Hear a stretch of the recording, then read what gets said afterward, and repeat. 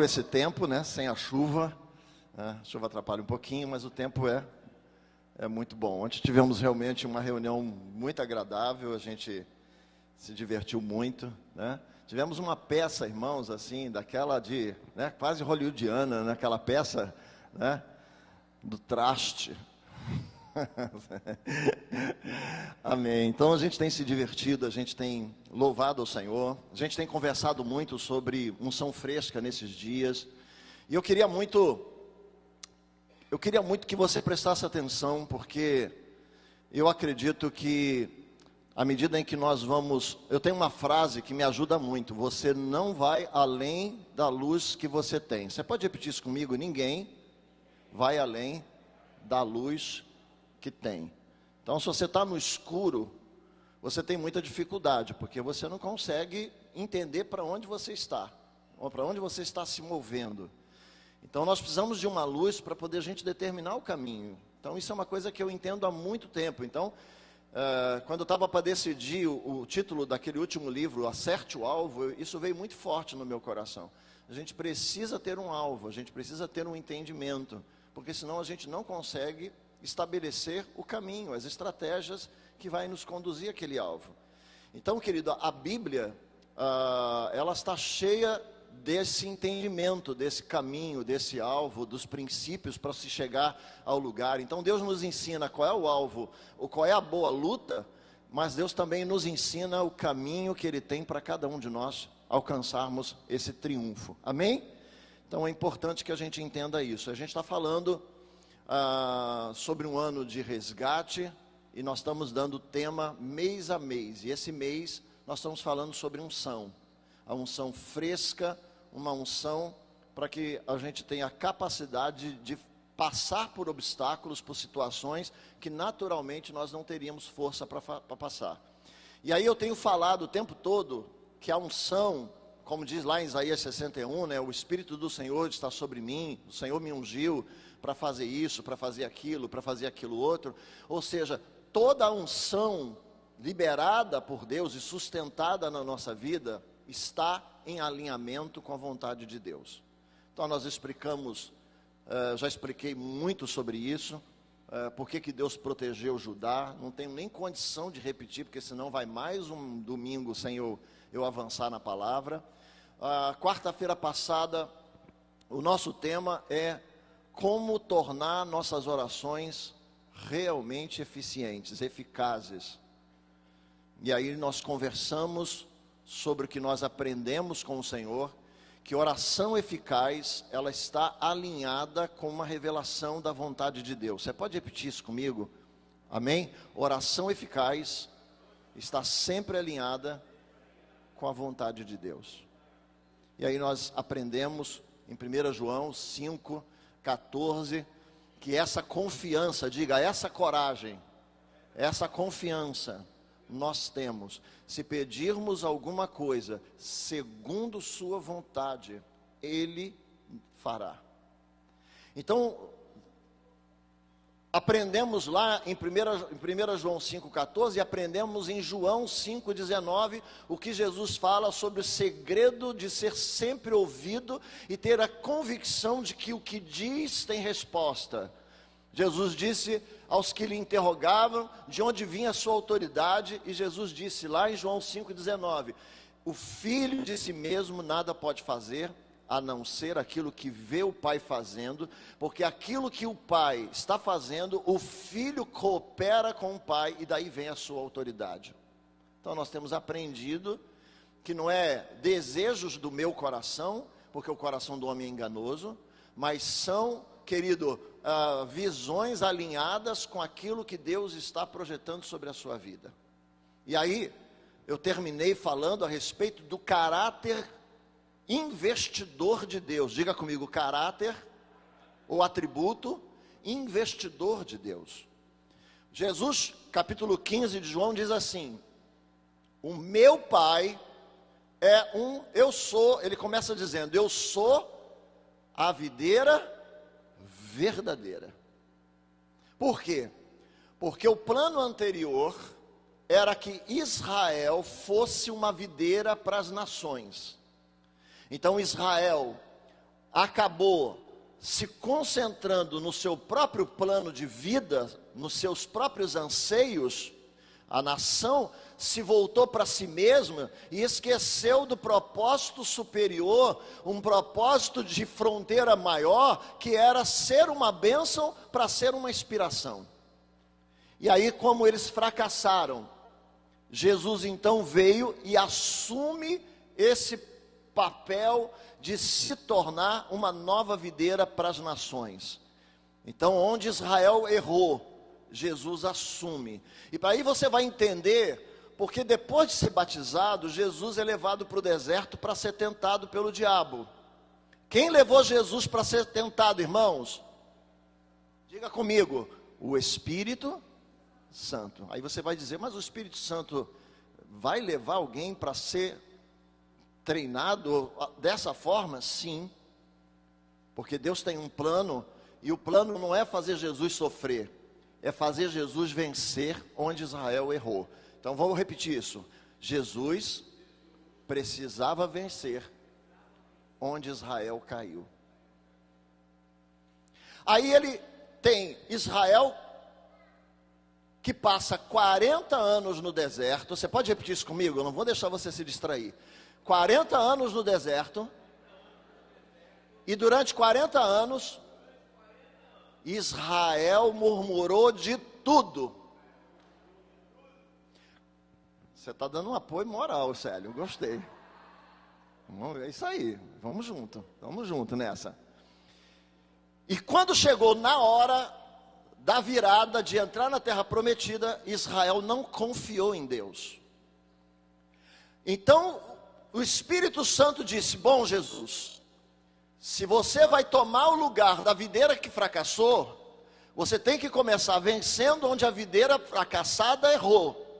Então levou Jesus para o deserto, para passar o quê? 40 dias, não dava para passar 40 anos, mas 40 dias sem comer, sem beber. Sendo tentado por Satanás, como Israel foi tentado no deserto.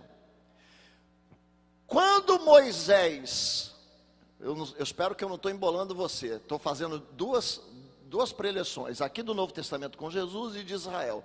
Quando Moisés escreve Deuteronômio, para lembrar da nova geração que agora ia entrar com Josué, o que aconteceu com Israel, Moisés diz assim no capítulo 8 de Deuteronômio, o problema de Israel, lá os pais de vocês que ficaram no deserto, é que eles não entenderam que nem só de pão viverá o homem, mas sim que sai da boca de Deus. Aí a gente vai aqui para o Novo Testamento, Jesus encontra Satanás, e Satanás disse, se tu és o Filho de Deus, transforma essas pedras em... O que Jesus responde? Nem só de pão viverá o homem, porque agora Jesus está repetindo o que os outros não repetiram, mas de toda palavra que sai da boca de Deus. Você pode aplaudir ao Senhor? Satanás então tenta de tudo. E aí, queridos, por que eu cheguei aí? Cheguei aí para falar do capítulo 15, porque Jesus disse, eu sou a videira verdadeira. Por quê? Porque passei por louvores, passei por perseguição e continuo fazendo o que está no coração de Deus. Eu sou a videira verdadeira. Agora, eu quero explicar para você, capítulo 15 de João, continuando, como é que o meu pai age. Eu sou a videira verdadeira, mas ele é que é o agricultor.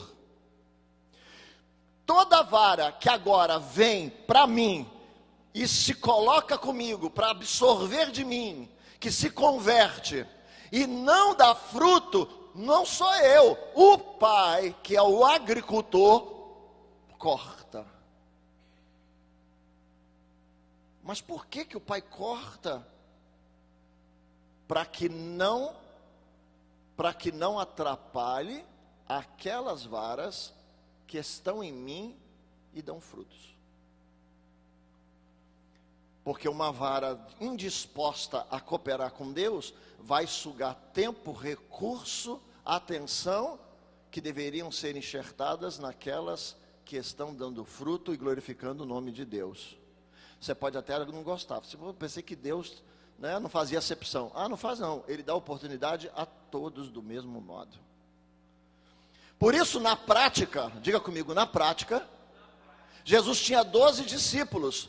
E ele investia de acordo com a resposta dos seus discípulos. Então ele revelava algumas coisas para Pedro, Tiago e João, que não revelava para os outros 9. Por quê? Porque a resposta de Pedro, Tiago e João era uma resposta daqueles que estavam frutificando, e os outros estavam apenas como um apoio de transformação. Então, queridos, é muito importante que você entenda isso. Deus tem um projeto, e quando nós nos alinhamos com o seu projeto, quando nos alinhamos com Deus,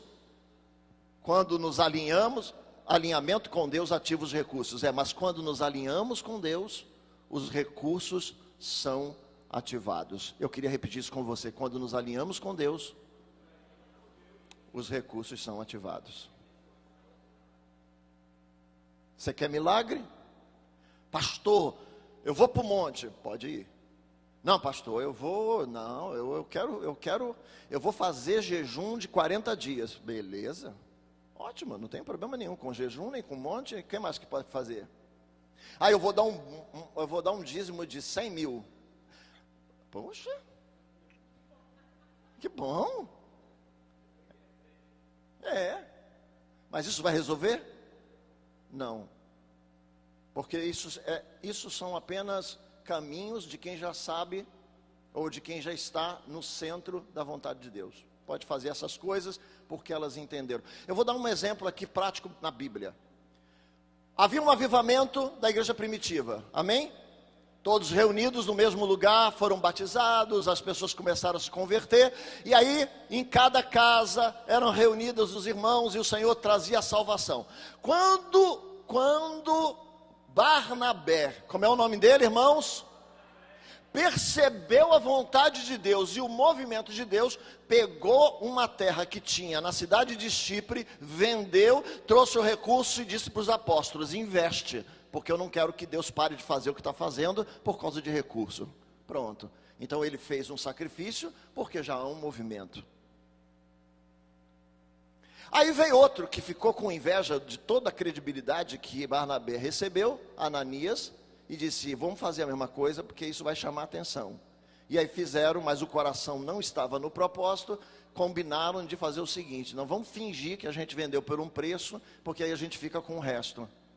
E eles estavam enganando o Espírito Santo, porque eles estavam fazendo um sacrifício desalinhado com aquilo que estava no coração de Deus. Voltando para Jesus capítulo 15, eu sou a videira verdadeira, o meu pai é o agricultor.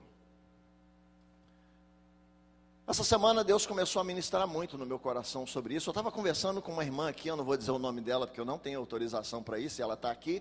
Mas eu estava conversando com ela, e ela estava falando comigo: pastor, eu entendi que o meu negócio está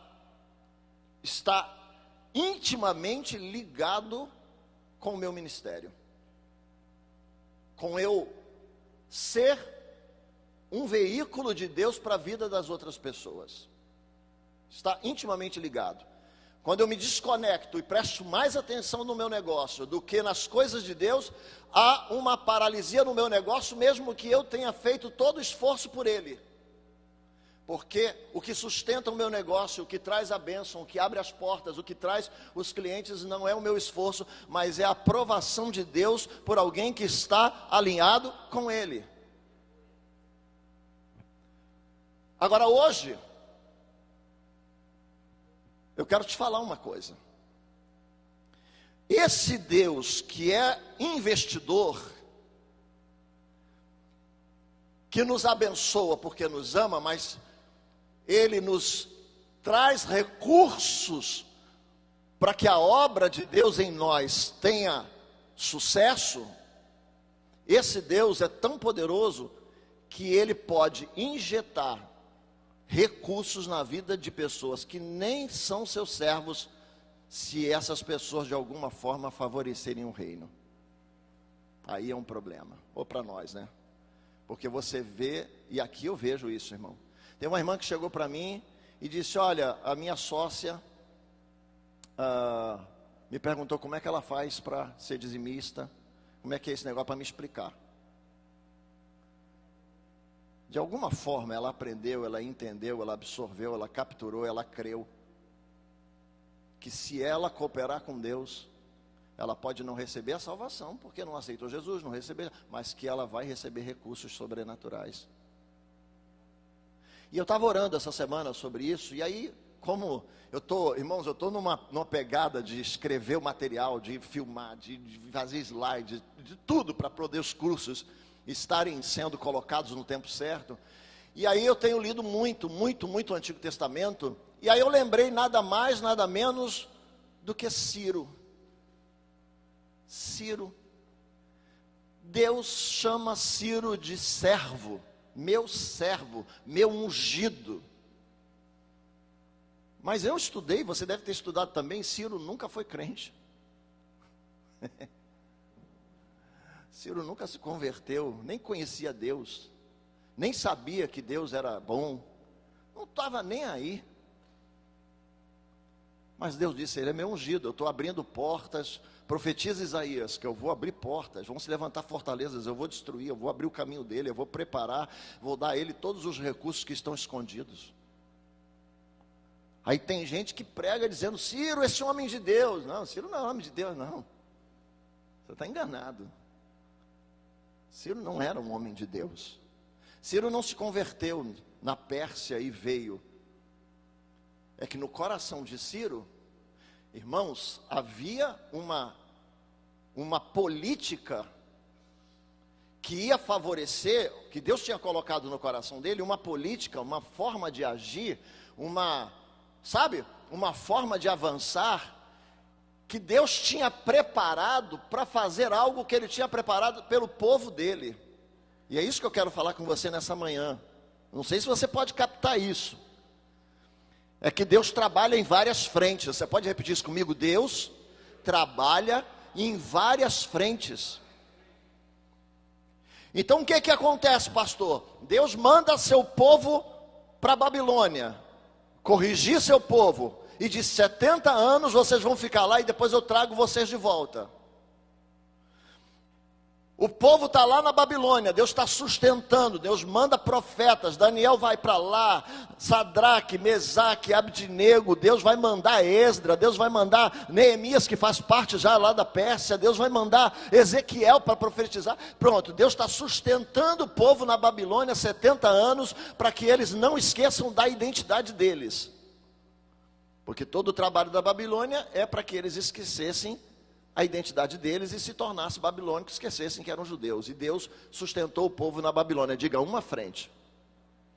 Quando foi se aproximando os 70 anos que eles precisavam voltar, Deus começa a trabalhar na Pérsia.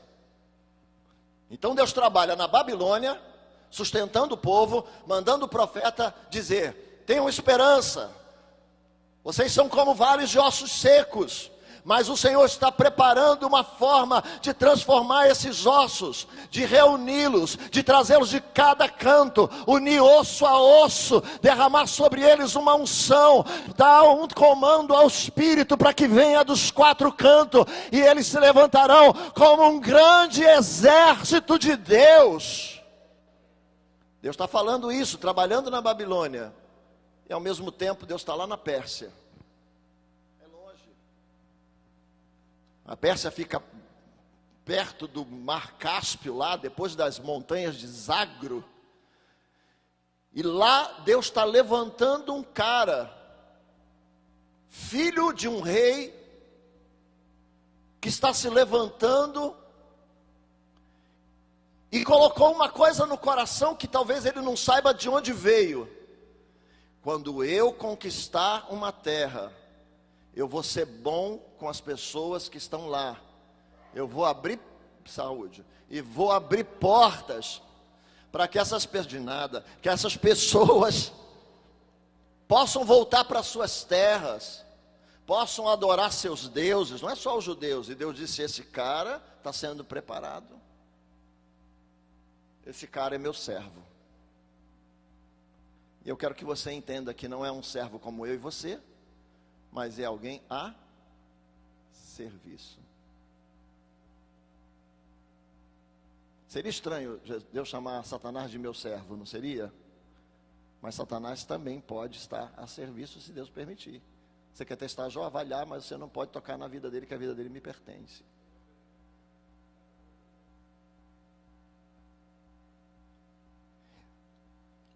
Por que eu estou contando isso para você?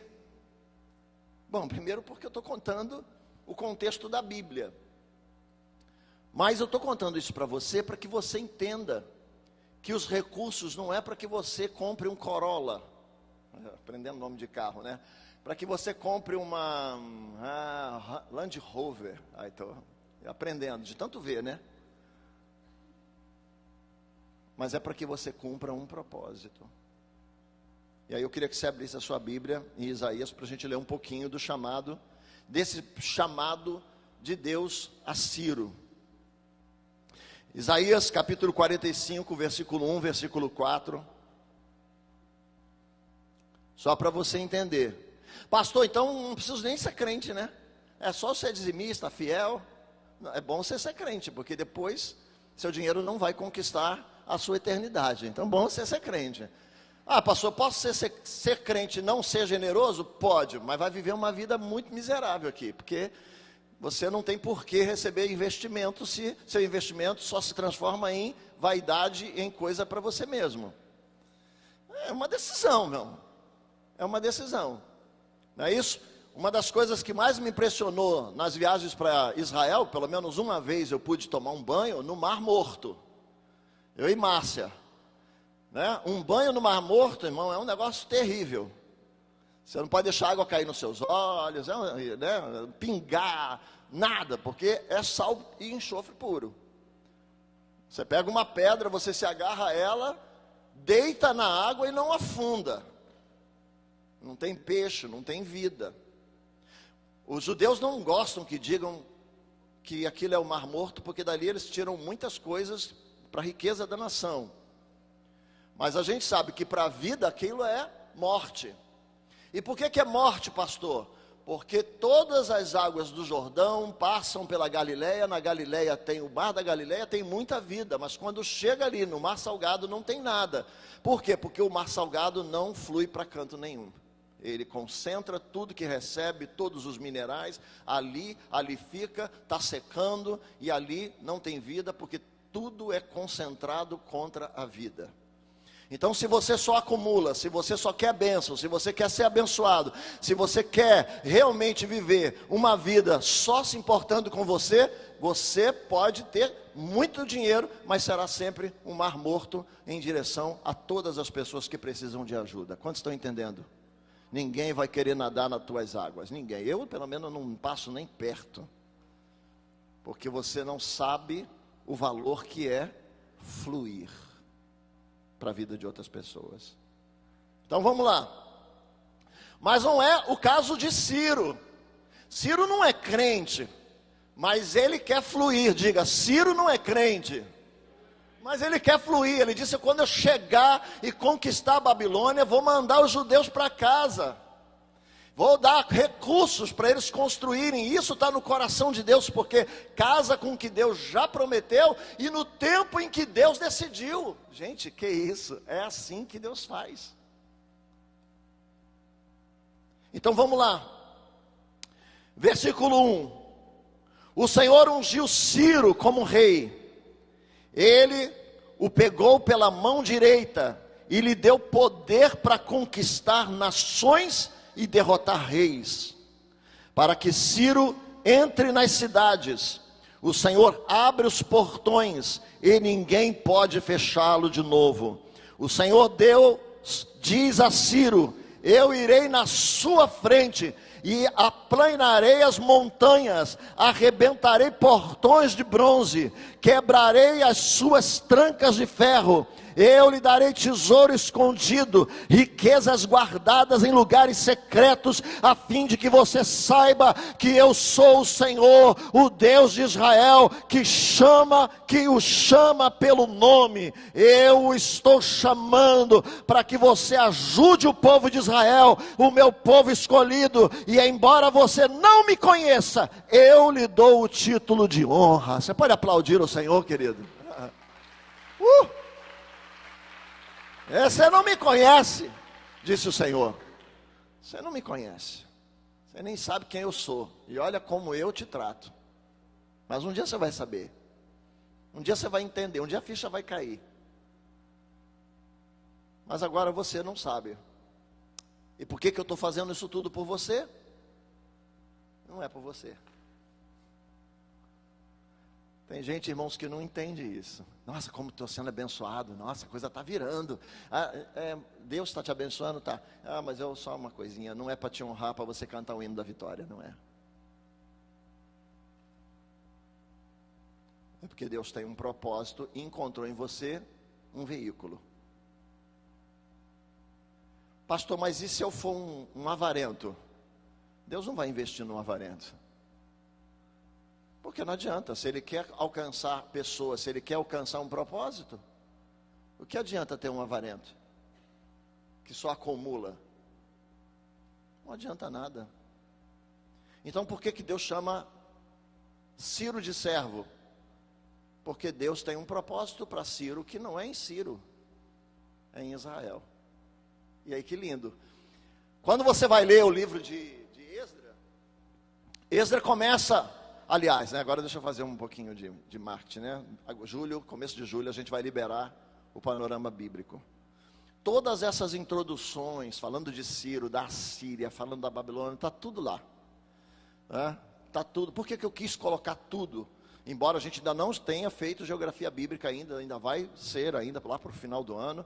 Por quê? Porque é importante que você entenda, porque às vezes você lê o texto e diz, olha, eu já vi gente dizer, servo esse homem de Deus, ungido, um servo do Senhor, que amava a Deus, que dava... Mas quem está falando isso? A Bíblia está dizendo que ele não o conhece, dele não o conhece. Então por que Deus o chama de servo? Porque ele está servindo a um propósito.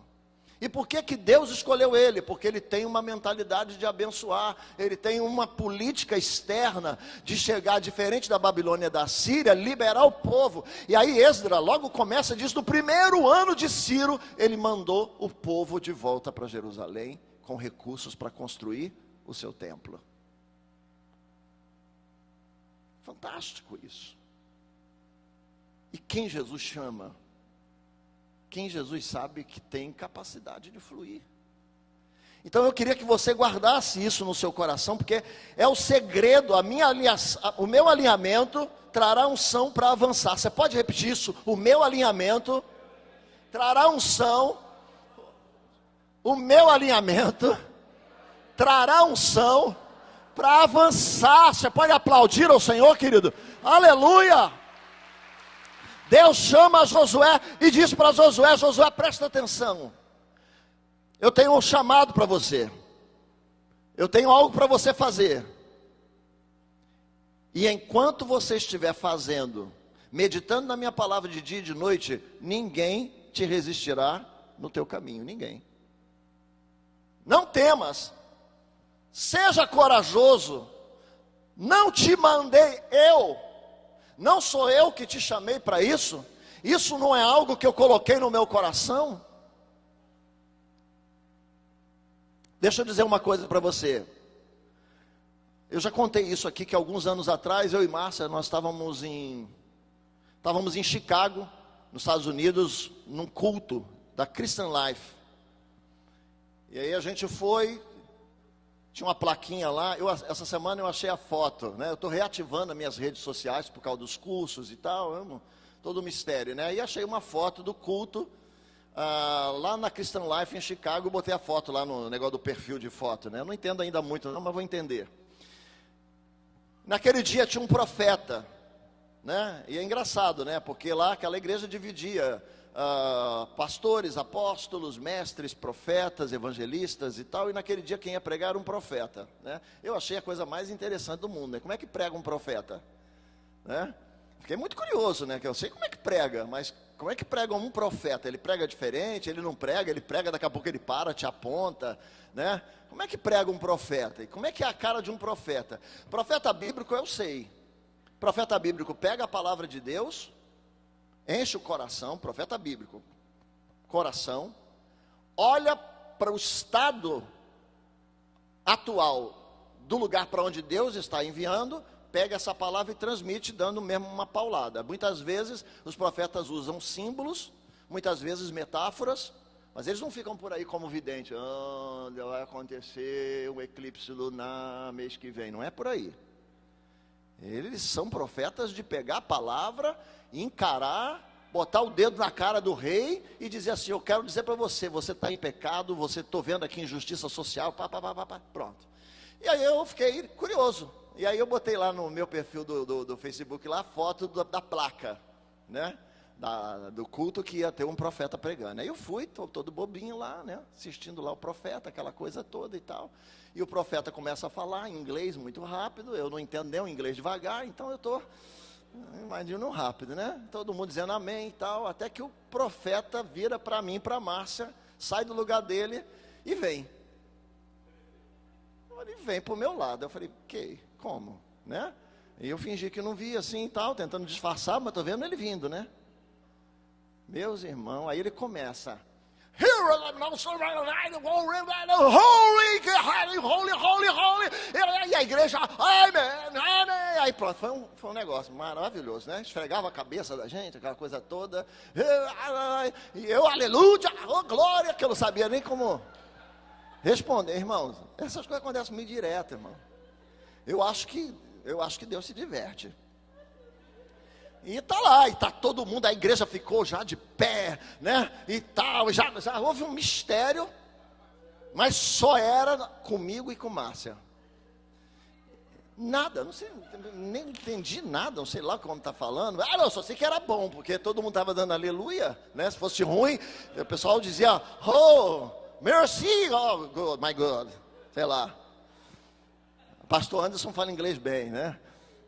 Aí, falei, caraca, o que deve estar, né?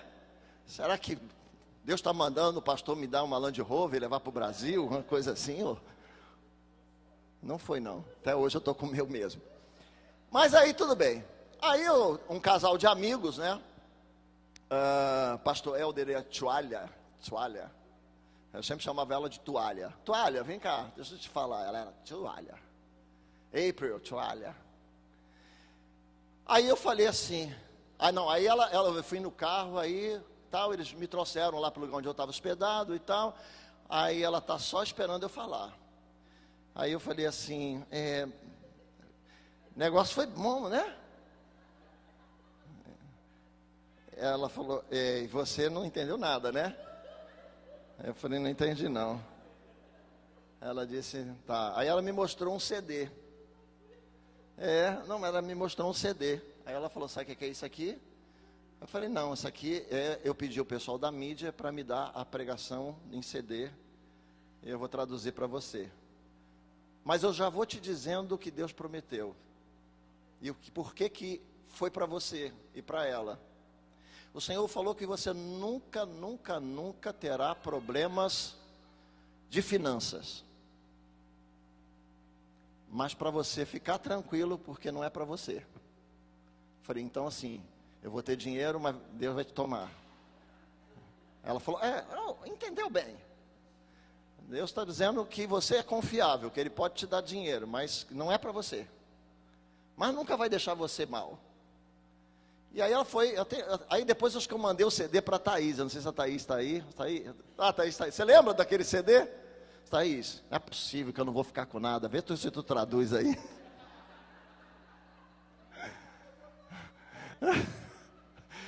É possível. Esse negócio. Não falta recurso, mas é para investir na vida dos outros, aquela coisa toda e tal. Mas foi assim.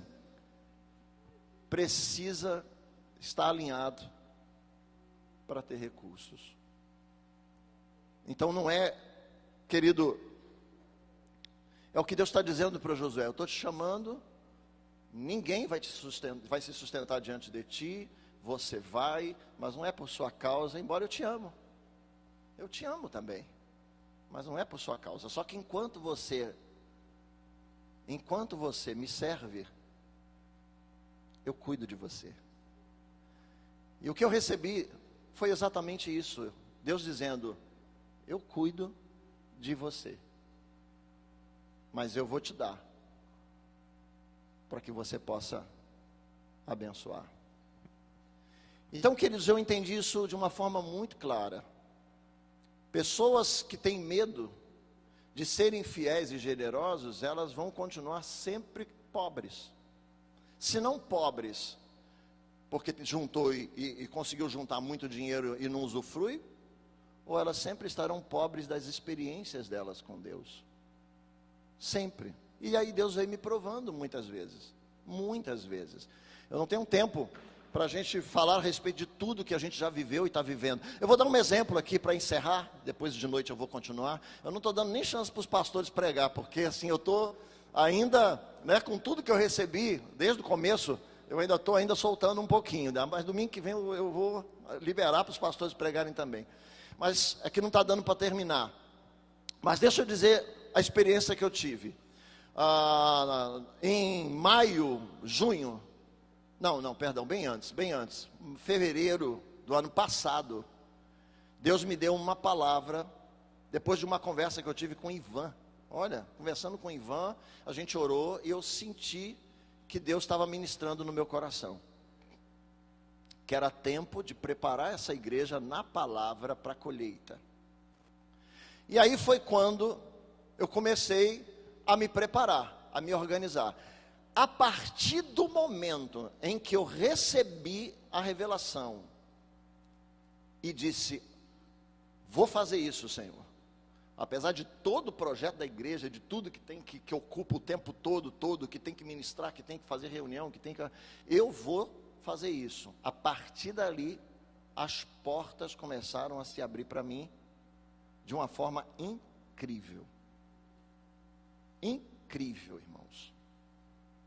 Desde a venda lá da casa de Cabo Frio, da compra lá, das coisas do recreio, irmãos, coisas.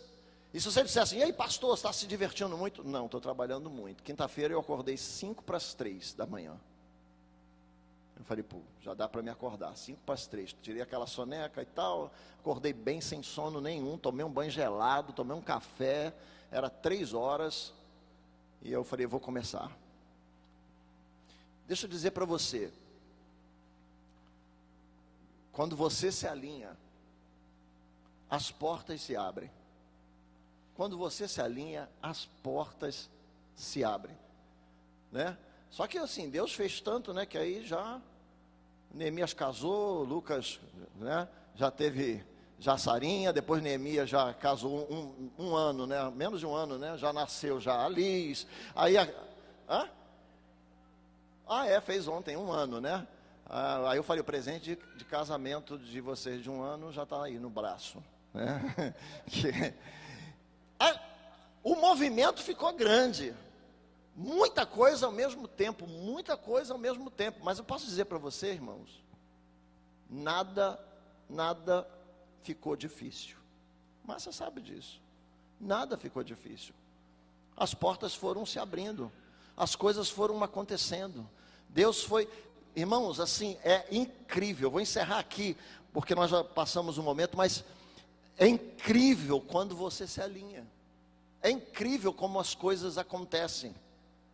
E aí eu vim para cá, depois de ter conversado com essa irmã, depois de ter lido também como a visão de Moisés, quando o Faraó, usado por Satanás, com certeza, diz para ele, vocês podem ir lá adorar a Deus, mas os recursos de vocês vão ficar aqui no Egito, e que ele disse assim, nada disso, nós vamos levar todos os recursos, porque nós ainda não temos a revelação com qual dos recursos nós vamos servir. Moisés, o Faraó disse, não, vocês deixam as coisas aqui, ovelha, isso, aquilo, não, Deus não nos disse com o que vamos servir, por isso nós vamos levar tudo, até uma unha. E aí Faraó ficou, porque Moisés sabia que aquela era uma estratégia de amarrá-los no Egito. E eu quero dizer para você, querido, Satanás quer te amarrar no Egito. Diga para o seu irmão assim: Satanás, ele quer te amarrar no Egito. E como é que ele te amarra no Egito? Com o medo das crises, com o medo da generosidade, com o medo da escassez. Eu não vou ser fiel, porque vai faltar. Então eu quero dizer para você que alinhamento com Deus ativa os recursos, é o que Deus diz para Ciro. Bom, se Deus tem um acordo com Ciro, que Ciro nem sabe. Que engraçado isso, né? Porque Deus não perguntou a Ciro: você aceita? Não, Deus tem um acordo com Ciro e Ciro nem sabe. Ele deve estar pensando: gente, está tudo... E ó, se eu for aqui falar para você, porque eu estudei muito sobre Ciro na faculdade, em história. Cara, a ascensão de Ciro é incrível, porque só rapidamente ele é neto de um rei dos Medos. Sua mãe, rainha dos Medos, que foi feita uma aliança com uma tribo aquemida dos persas. E aí ele se levanta para uma batalha com o reino do avô. Você tem uma ideia? E quando ele se prepara para essa batalha, os Medos mesmo dizem: nós não queremos batalhar com Ciro, nós queremos nos juntar a ele e nos transformar em algo muito maior. E Ciro não sabe por que essa porta se abriu desse jeito. Ele estava esperando uma batalha sangrenta, ele estava esperando, sabe, uma grande luta, uma situação muito complicada. Mas os próprios anciãos, os grandes governantes do reino Medo, dizem assim: não, nós não queremos batalha com Ciro. Nós vemos em Ciro a possibilidade de nos tornarmos muito maior juntos do que nós somos. E aí, se você vai pensar e disse: gente, a política de Ciro deve ter influenciado muitos Medos, mas Deus está dizendo: eu vou fazer isso, eu vou quebrar as cadeias, eu vou aplainar as montanhas, eu vou fazer caminho, por causa do meu projeto, por causa do meu plano. Então eu quero terminar dizendo para você, à noite eu vou terminar, na verdade, né? Mas hoje, aqui agora, eu quero terminar dizendo para você: se alinhe.